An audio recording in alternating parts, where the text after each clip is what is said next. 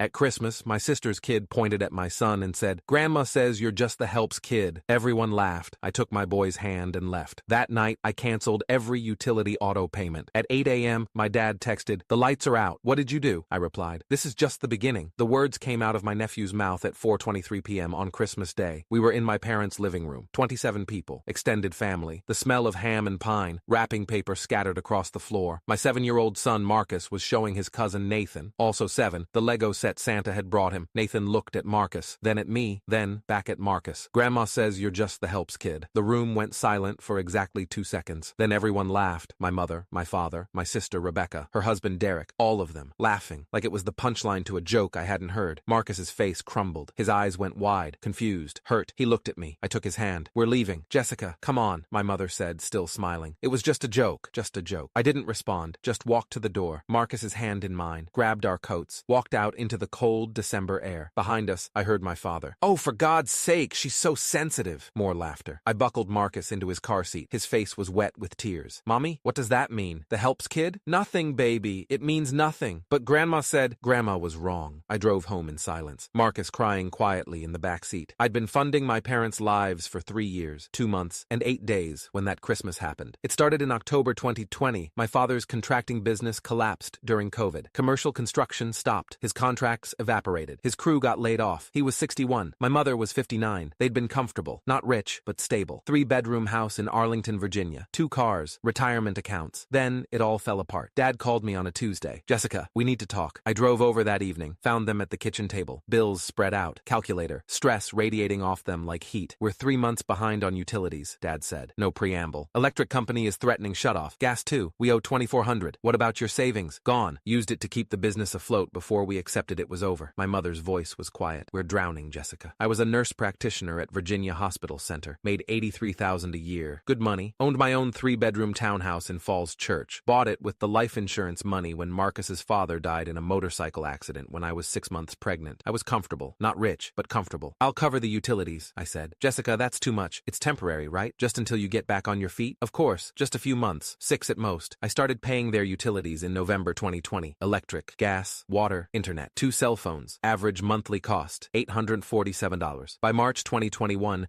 Dad had found part-time work at Home Depot. $14 an hour, 25 hours a week. Mom got a job at Target. Same deal. Together, they made maybe $2,800 a month after taxes. Their mortgage was $1,650. Utilities were $847. That left $303 for everything else, so I kept paying utilities. Then came my sister. Rebecca was 37, 3 years older than me. Worked in sales, made decent money but had terrible spending habits. Designer clothes, expensive vacations, new car every 3 years. Her son Nathan was in private school, St. Thomas Academy, $16,000 a year. In June 2021, she called me crying. "Derek lost his job. We can't afford Nathan's tuition. They're kicking him out. Can't you transfer him to public school?" "Public school? Jessica, he's at St. Thomas. He has friends there. A routine. We can't just uproot him. Then what do you want me to do? Help us, just for a year, until Derek finds something." "Rebecca, please. You know how hard it was for Nathan to get in there. If he leaves, he can't come back." I looked at Marcus, 7 years old, attending the public elementary school 3 blocks from our house, getting a good education, making friends. But Rebecca's son deserved private school? "I'll cover half," I said. $8,000. You figure out the other 8. "Thank you. Thank you so much." I started paying $667 a month for Nathan's tuition. Then came the car. Rebecca's credit tanked in 2022. Too many credit cards, late payments, charged off accounts. She needed a new car. Her BMW lease was up. She wanted to buy, but couldn't get approved. "Can you co-sign?" she asked. "Rebecca, your credit is a mess. I'll make the payments, I swear. I just need someone with good credit to co-sign." Against my better judgment, I did it. $427 a month. Honda Accord. Practical, reliable. So by Christmas 2023, I was paying parents' utilities, $847 month, Nathan's tuition, $667 month, Rebecca's car, $427 month total, $1,941 per month, $23,292 per year, over 3 years, $69,876, actually more, because utilities had gone up. I was paying closer to $950 a month by late 2023. Call it $126,000 over 3 years, for a family that called my son the helps kid. I'd noticed the comments before Christmas. Small things, easy to ignore. Last Thanksgiving, my father had made a joke about me trapping myself young. We were having dinner, turkey, stuffing, the whole thing. "Jessica could have been something," he'd said, casual, like he was commenting on the weather. "If she hadn't gotten herself knocked up at 27. Dad, I'm just saying, you were on track. Good career. Then you had Marcus and everything stopped." "Nothing stopped. I'm a nurse practitioner. You could have been a doctor. You were smart enough." enough. But then, he gestured at Marcus, who was 7 and sitting right there. My mother had nodded. It's a shame. You had so much potential. Marcus had looked at me, confused, hurt. I'd changed the subject. Then there was my sister's comment in October. We were at my parents' house, family dinner. Rebecca was complaining about work. I swear, the new admin they hired is useless. Doesn't know anything. Barely finished community college. You know the type. My mother had laughed. At least she finished something. Not like the help these days, right? The woman who cleans our house can barely speak English. They'd both laughed. I'd felt my jaw tighten. Marcus's father was Mexican-American, first-generation college graduate, smart, ambitious, died too young. Marcus looked like him. Brown skin, dark hair, beautiful. And my family talked about the help like they were less than human. I should have said something. I didn't. I told myself it wasn't about Marcus, that I was being oversensitive. But it was about Marcus. It had always been about Marcus. That night, after I put Marcus to bed, I sat at my kitchen table, opened my laptop, logged into my bank account, looked at the auto payments. Dominion Energy, $187 month to my parents' account. Washington Gas, $143 month to my parents' account. Fairfax Water, $89 month to my parents' account. Verizon, $247 month for my parents' 2 phone lines. Comcast, $284 month for my parents' internet and cable. St. Thomas Academy, $667 month from my account. Memo line, Nathan Rodriguez tuition. Honda Financial Services, $427 month. Cosigner payment for Rebecca's car. Total, $2,044 month. I started clicking. Cancel, cancel, cancel, cancel, cancel. Delete, autopay, delete, autopay, delete, autopay. Then I called St. Thomas Academy's billing office. Got voicemail. Left a message. This is Jessica Martinez. I need to remove myself as payer for Nathan Rodriguez. Student ID 47382. Effective immediately. Do not contact me about future payments. Then, Honda Financial Services. Same thing. Voicemail. This is Jessica Martinez, cosigner on account number 884739204471 for Rebecca Rodriguez. I'm withdrawing as cosigner effective immediately. I will not be making any future payments. By 11:47 p.m., I was done. Every payment canceled,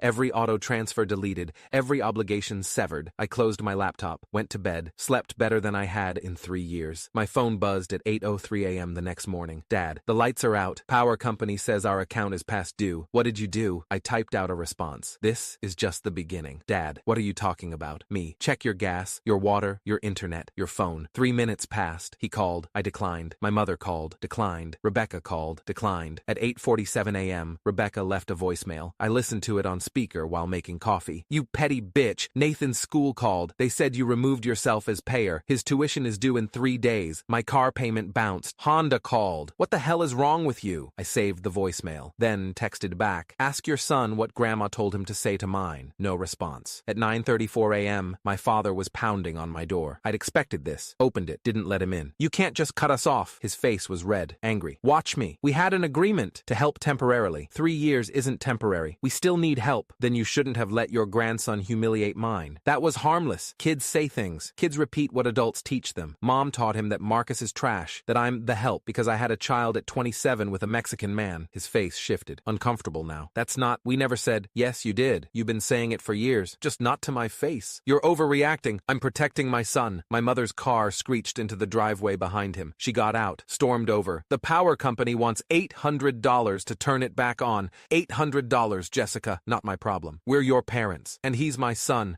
your grandson, the one you let your other grandson call the helps kid. It was a joke. Nobody was laughing, except you. This is about money, she said. Her voice had gone cold. You're mad we're not paying you back. I never asked to be paid back. I asked for basic respect from Marcus, and you couldn't even give him that. We love Marcus. You tolerate Marcus. There's a difference. Rebecca's SUV pulled up. She got out, dragging Nathan by the arm. Apologize, she hissed at him. Nathan looked at the ground. Sorry. For what? I asked. Silence. That's what I thought. I looked at Rebecca. You didn't even tell him what he did wrong. He's 7. So is Marcus, the one who cried himself to sleep last night because your family taught him he's worthless. Nobody said he's worthless. You said he's the helps kid. What does that mean, Rebecca? She didn't answer. It means lesser. It means beneath you. It means his father, my husband, was beneath you because he was brown and working class. That's not what it meant. Then what did it mean? Silence. I looked at all 3 of them. My parents, my sister. I've been paying your bills for 3 years. $126,000, give or take. And you spent that time teaching your grandkids that mine is less than. We never, last Thanksgiving, Dad said I trapped myself with a baby. Mom agreed. Called it a shame in front of Marcus. Dad's face flushed. In October, Mom talked about the help like they're animals while looking at Marcus. You're being dramatic. And yesterday you laughed when Nathan called him the helps kid. You laughed. Nobody responded. I am something, I said quietly. I'm a nurse practitioner making $83,000 a year. I own my home. I raised my son alone. And I've I've been bankrolling all of you for 3 years while you disrespected everything I've built. We didn't mean, yes, you did. You just didn't think I'd do anything about it. My father stepped forward. When are you turning the utilities back on? I'm not. What? Figure it out yourselves. We can't afford. Get better jobs. Work full-time. Do what you have to do. Not my problem. Rebecca's voice was shrill now. And Nathan's tuition? Not my problem. He'll have to transfer to public school. Good. Maybe he'll learn that kids from public school are just as valuable as kids from St. Thomas. You're destroying this family, my mother screamed. No, you did that when you taught a 7-year-old to mock another 7-year-old for being born. I started closing the door. My father grabbed it. Please, we're sorry. We'll make it right. It's too late. We can fix this. You can't fix 3 years of disrespect with one apology. What do you want? My mother asked, tears starting now. I want you to leave. They stared. Now, they left. But my phone didn't stop. By noon, I had 47 missed calls. Aunts, uncles, cousins, people I hadn't heard from in years. Text after text. How could you abandon your parents? They raised you. You owe them. Family doesn't treat family like this. I replied to every single one the same way. I paid their bills for 3 years, $126,000. My parents taught my nephew to call my son the helps kid. Everyone laughed. I'm done funding cruelty. Some people stopped responding. Some doubled down. That doesn't matter. They're your parents. You're tearing the family apart. Others took my side. Wait, they said what to Marcus? You've been paying their utilities for 3 years? Good for you. They had it coming. My cousin Angela called. Jessica, I just heard. I'm so sorry. For what? For what they said. For what they've been saying. I didn't realize I should have said something. You knew? Everyone knew. Your mom makes comments all the time about Marcus, about his dad, about you having a kid too young with the wrong person. I thought you knew. My chest tightened. Everyone knew? Yeah, I'm sorry. I should have told you. I hung up, sat on my couch. Marcus was at school, wouldn't be home until 3:15. I had 3 hours to process the fact that my entire extended family had been mocking my son behind my back for years. At 2:47 p.m., my phone rang. Unknown number. I answered. Hello, Ms. Martinez? This is Caroline Fletcher from St. Thomas Academy. I'm calling regarding Nathan Rodriguez's tuition account. I left a voicemail. I'm no longer paying. Yes, we received that. However, spring semester tuition is due in 5 days, January 2nd. That's $8,000. If payment isn't received, Nathan won't be able to attend. That's between you and his parents. Ms. Martinez, Nathan is in the middle of the school year. Pulling him out now would be very disruptive. Not my problem. I'm not his parent. I'm not responsible for his education. But you've been paying for 3 years as a favor. The favor is over. I see. Well, I'll need to contact his parents directly then. Good luck. I hung up. At 4:18 p.m., Honda Financial Services called. Ms. Martinez, this is Troy Watkins from Honda Financial. I'm calling about account 8847-3920-4471. You're listed as cosigner. I'm removing myself as cosigner. That's not possible without refinancing the loan or paying it off. Then repossess the car. Pause. Ma'am, if payments stop, we will repossess the vehicle. But it will severely impact both your credit and the primary borrower's credit. I don't care. I'm not making any more payments. Can I ask why? Personal reasons. My sister can refinance or she can lose the car. That's her choice. I'll note this in the account. Thank you for calling. My parents' power stayed off for 2 weeks. I know because my mother called from different numbers, friends' phones, neighbors, leaving increasingly desperate voicemails. Please, it's freezing. We have no heat. Your father has a heart condition. He needs his CPAP machine. Fine, you win. We're sorry. Please turn the power back on. I didn't respond. On January 3rd, Rebecca's car was repossessed from the St. Thomas parking lot. Nathan texted Marcus. They had phones now, apparently. My mom says your mom is a bitch. Marcus showed me. I took his phone, blocked Nathan's number. Am I? Marcus asked quietly. The helps kid? No, baby. You're my kid. My smart, kind, wonderful kid. But Grandma said Grandma was wrong and cruel, and she's not in our lives anymore. Good, he said. On January 15th, I got a call from Adult Protective Services. Ms. Martinez, this is Diane Chen from Fairfax County APS. We received a report that you're financially exploiting your elderly parents. My stomach dropped. What? Your parents filed a complaint. They say you've been taking money from their accounts